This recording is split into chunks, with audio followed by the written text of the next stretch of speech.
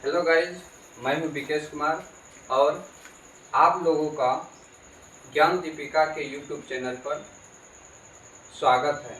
तो आज मैं आप लोगों को इस यूट्यूब चैनल पर और इस क्लास में जो पढ़ाने वाला हूं वो है क्लास 10 का इतिहास।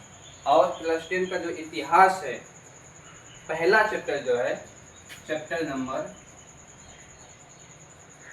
1, जिसका नाम है यूरोप में राष्ट्रवाद का उदय। तो सबसे पहले हम जो समझाना चाहूँगा वो है यूरोप। तो ये यूरोप जो है 7 महाद्वीपों में से एक महाद्वीप है यूरोप, और इस यूरोप में कई देश शामिल हैं। और इस यूरोप महाद्वीप में जो राष्ट्रवाद का उदय हुआ उनको हम लोगों ने देखने वाले हैं। तो सबसे पहले हम ये समझेंगे कि राष्ट्रवाद होता क्या है। राष्ट्रवाद का मतलब यह होता है, यह एक विचारधारा है। राष्ट्रवाद एक ऐसी विचारधारा है जिसमें किसी विशेष क्षेत्र के, किसी विशेष भौगोलिक क्षेत्र के लोग, चाहे वो सांस्कृतिक रूप से हो या फिर सामाजिक रूप से हो, जब एकता के बंधन में बंध जाते हैं और सभी लोगों का कॉमन इंटरेस्ट जब होता है, उसी को हम राष्ट्रवाद कहते हैं।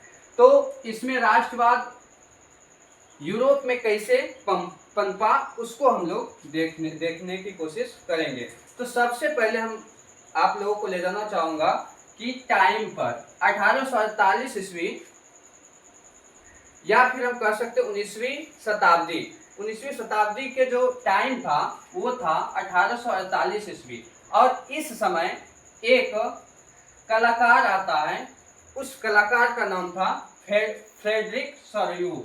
मतलब ये एक फ्रांसीसी कलाकार था, फ्रांसीसी कलाकार था। और इन्होंने सबसे पहले जो निर्माण को वो 4 चित्रों का श्रृंखला बनाया। उसके बाद इस श्रृंखला में जो दिखाने की कोशिश किया उन्होंने वो था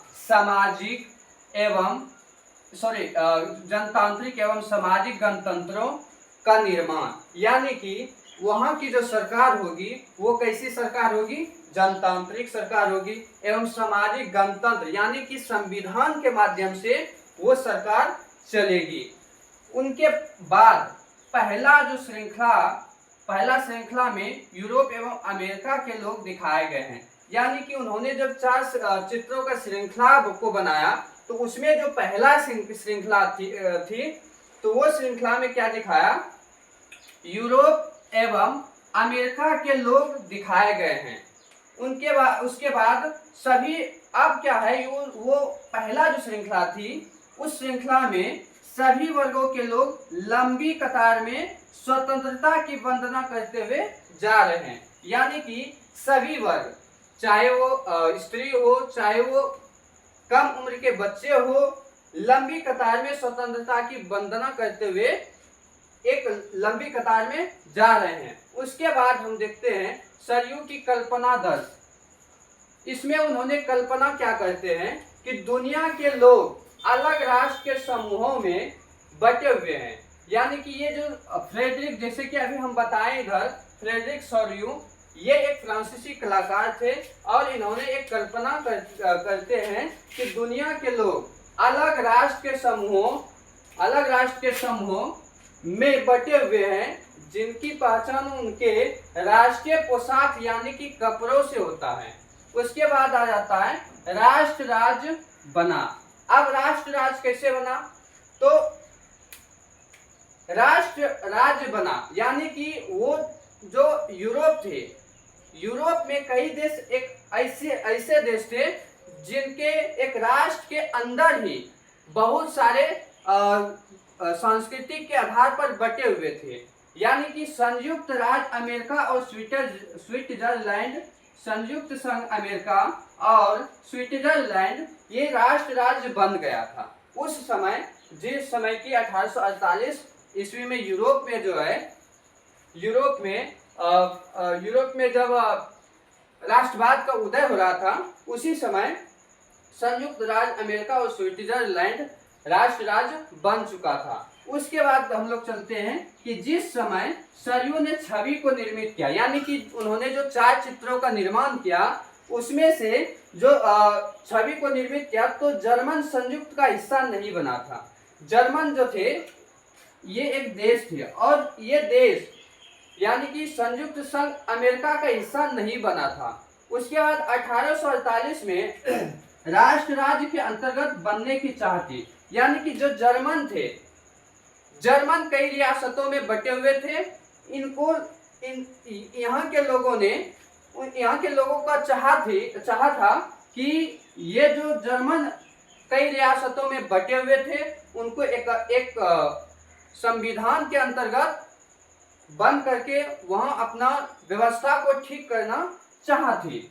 उनके बाद आ जाता है 19वीं शताब्दी में राष्ट्रवाद के उदय ने राष्ट्र राज्य का गठन किया, और उसके बाद बहुराष्ट्रीय वंशे का अंत हुआ। तो सबसे यहाँ क्या है, यहाँ जो सभी वर्गों के लोग लंबी कतार में स्वतंत्रता की वंदना करते हुए जा रहे थे, तो इसका जो नेतृत्व क्या था,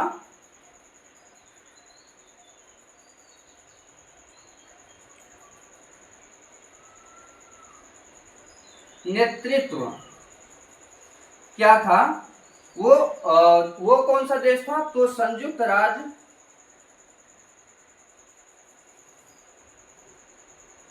राज्य अमेरिका और स्विट्जरलैंड,